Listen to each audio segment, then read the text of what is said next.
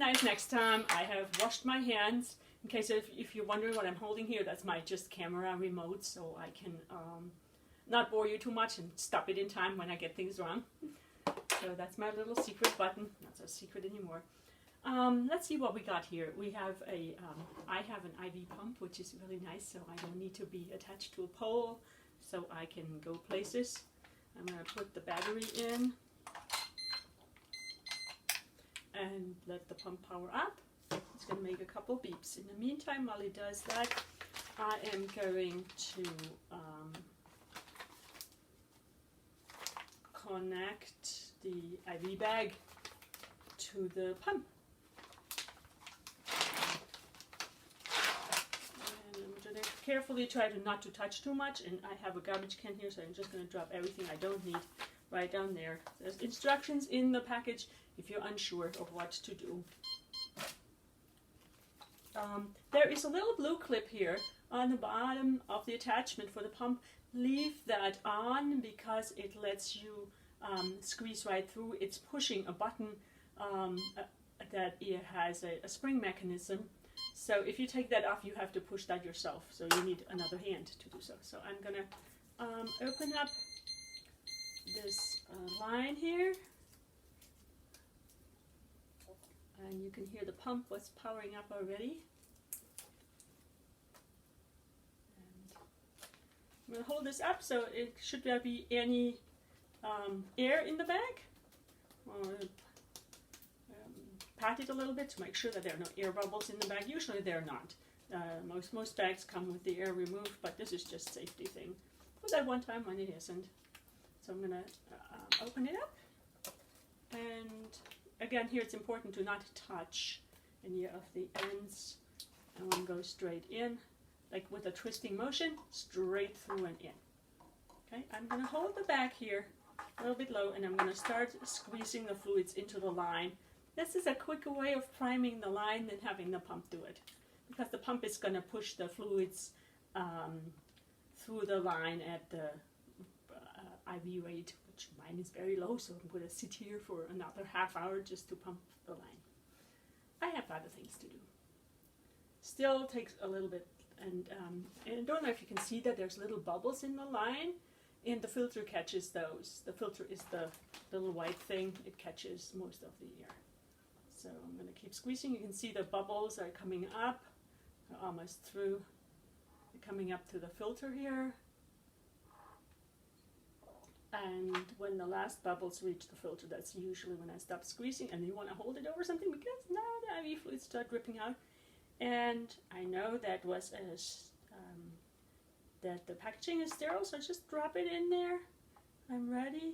I just want to make sure there are no more air bubbles in the line. I'm maybe a little superstitious about that, but always err on the side of caution. We don't want a bloodstream infection or worse. That would be a stroke. Alright, now it's nicely primed. I'm not going to touch any of that right now. I'm going to connect the attachment to the pump before I'm putting on gloves, because some things are easier to do without gloves, and I have a little coin here that I taped to the pump because I have to turn it on so the attachment stays on the pump. And I'm going to turn counterclockwise, like a 30-minute turn, and now it's connected. I'm putting my coin back on so I have it for next time. I'm not looking. Okay, and now the pump is ready. Now I have to get myself ready. Even before I remove my Emla cream here, that's been nicely numbed up, I am going to wipe my hands down one more time, and then I'm going to attach the needle to the flush. Let me see how I do that. So I have a flush here, the saline flush. And again, I hold it upright so the air is on top. And I'm going to unscrew it while it's still in the bag. So inside everything's sterile, and I'm going to also prime it while it's in the bag. So if anything, I want to push a little bit up so the air is all out of that. And I'm going to only open it when I'm ready to connect the microclave. A microclave has a little spring in there that keeps it just like a contained system.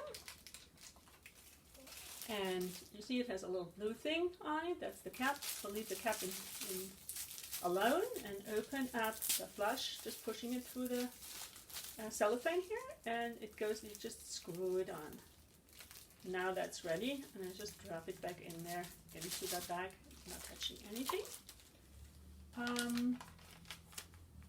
Next, I'm going to open up a Mini-Lock safety infusion set.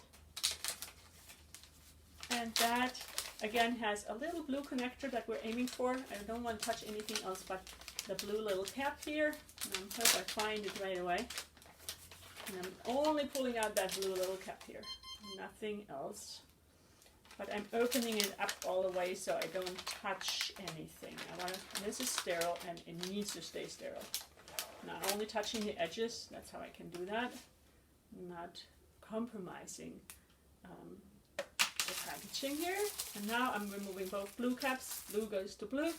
And also just screw that on. Let's leave that alone here for a little bit. And before I'm opening my sterile accessing kit, I am going to remove now with a tissue. I'm removing my saran wrap from my port that had the EMLA cream on it. I'm just gonna make sure I'm not touching any of the, any of the cream because I don't want numb fingers. Next, I'm going to open the dressing tray. Now we have to be super careful because from now on, things need to stay sterile. The dressing kit comes with 2 of everything in case the patient and the nurse do this together. So in which case you would hand the patient the mask and you yourself put on a mask as well. And the same with the gloves. Or you can save the pair of gloves in case you need another pair. I'm going to open this up so I can see a mirror that I have here that helps me see where I'm going. And I'm going to do that before I'm sterile. I'm going to raise this a little bit up so I can see. I hope you can still see me. And checking that I can see this in the mirror fine here. There's 2 mirrors here. A magnifying mirror really helps greatly with this. I'm going to scoot over a little bit. I hope you can still see everything. I'm going to put on the mask.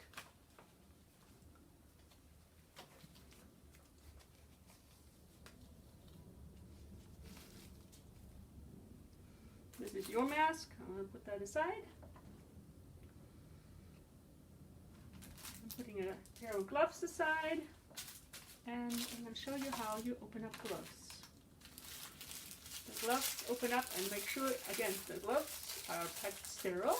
So I'm making sure that I'm not touching anything on the inside of the package. This far you can open it fine and you can see it's labeled left and right. Before I open the gloves, I'm going to shake out the drape. And with the plastic side towards my body, I just tuck that in here, just to keep everything else around the port sterile. And it will also catch the cleaning fluids. Next, I'm putting on sterile gloves, and I'm going to start with the left side. I'm going to grab it inside. This is the only place where I'm going to touch these gloves because the outside remains sterile. I'm going to help with the right hand to put that on. Can't touch it anymore. Now this is all sterile. I don't have to be so careful. And I can touch the other glove and help the right hand in. And now the right hand can help the left hand finish putting on the glove. And we wrap this from the inside to stay sterile. The next thing is that we are going to clean around the port. I am allergic to iodine, so I can't use this one. So I start with alcohol swabs. And there's 3 swabs in a little package. I keep everything inside the tray here, that's important. And then I'm going to start swabbing. I'm going to draw circles. I'm starting the inside.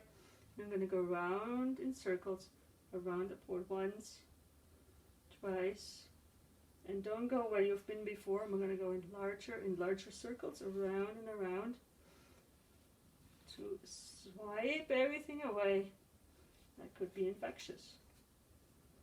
And I go around about 7 times. I think it's a holy number.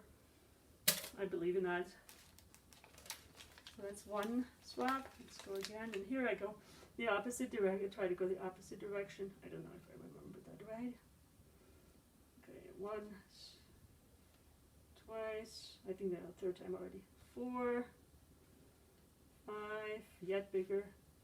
6, and 7, far away. And drop that. One more of the alcohol swaps. Again we go. That's my pump saying hello. Thought we were doing this. Yes, we are. And I really count. It helps to focus because you don't want your thoughts to go somewhere else with this. It is too serious a matter. And last round. And there's also no way to do this faster. I'm going to let this dry a little bit. I can't touch anything very important, so I just rest my arms here and I wait till it's dry. And then we will clean it one more time with ChloraPrep with a triple swap stick.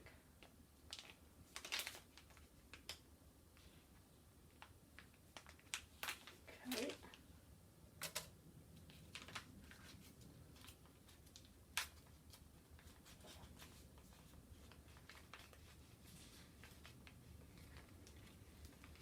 Same thing. These are a little differently shaped, but same thing. Start in the middle and go in larger and larger circles. 1, 3, 4,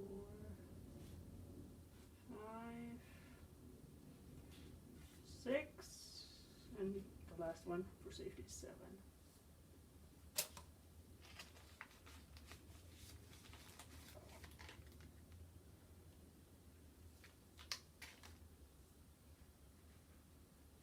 Second one. You can see this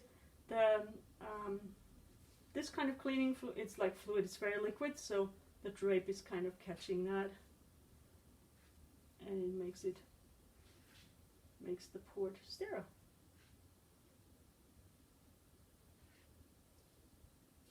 Notice how I'm holding my other hand up in the air, so I'm not tempted to touch anything.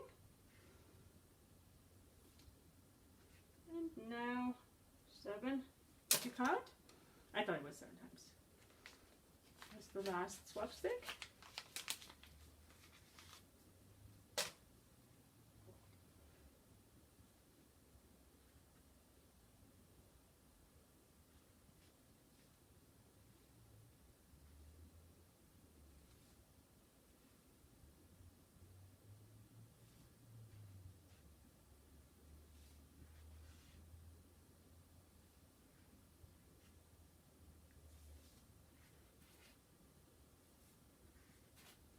And now I'm going to let that dry, and now I have to confess, I forgot something. I always forget something. So I have to switch gloves, unfortunately, because I have to touch something that's not sterile, and I'm kind of glad that happened, so you know what to do if it happens to you. So I forgot 2 things. I forgot to take the flush out of the packaging, because on the outside it's not sterile, so now I'm not sterile anymore. So I want to shake that out of its package into the tray, or I could leave it on some other surface, like on the paper here. That's sterile too, but I must not touch anything with these gloves anymore because they're not sterile. I also forgot Skin Prep. Skin Prep helps me a lot with the Tegaderm, so when we come to deaccess, that the skin doesn't come off or doesn't get red or irritated. You really need to pamper your skin around your port because that is your real estate. If your skin erodes, it's really hard to keep your port safe. So let me open that. just open that so that I can grab it later. There's a lot of fluid in there too, but it's just a little wipe. That'll help me later. Okay, I'll just let that be here so I can grab it with gloves on. Now I'm going to switch gloves to stay sterile. And before I do that, I can just drop this into here without touching the needle. Alright, fortunately, we do have a second pair of gloves, so off it goes. Second pair of gloves. Gives us practice to putting on gloves, right? So again, left glove first. Wrap it on the inside. Only the inside. And let the fingers find their places. These. Now grab the right glove, and the left glove can help. All the way. All good. Ready. Now in the moment of truth. Meantime, this is good because everything has dried up. I need to find a good spot that I can see in the mirror. Excuse me, that should not have happened. And I need to make sure that I have good glasses on. I can see everything fine. And I need to choose the spot where I'm going to go in. So I'm grabbing the Huber needle. Mine is very, very short because my skin is thin. Yours may be a little larger, so I'm going to make sure that it's primed. You can see there should be a little drop coming out. There, that's enough priming. And I can leave this here.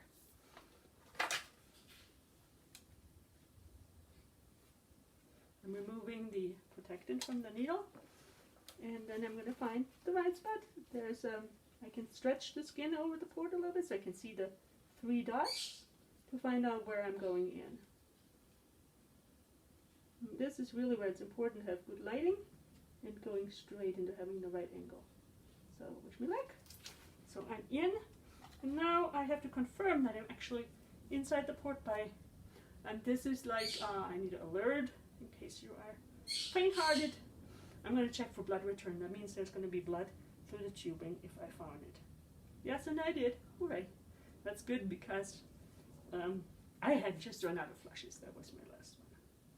So I'm going to push in a little bit of the saline and clamp that. And now I can just let that hang here.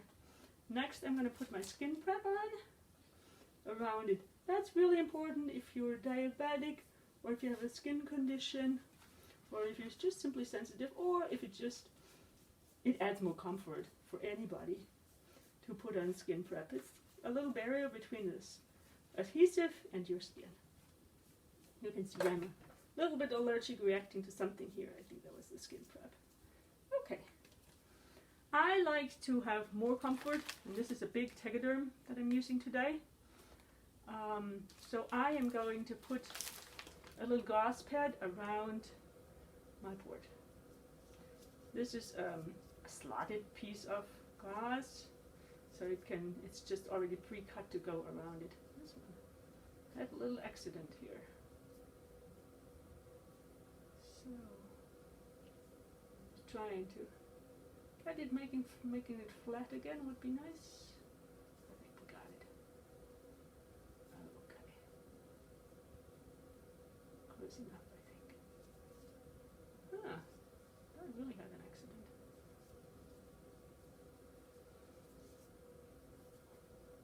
There we go. Close enough.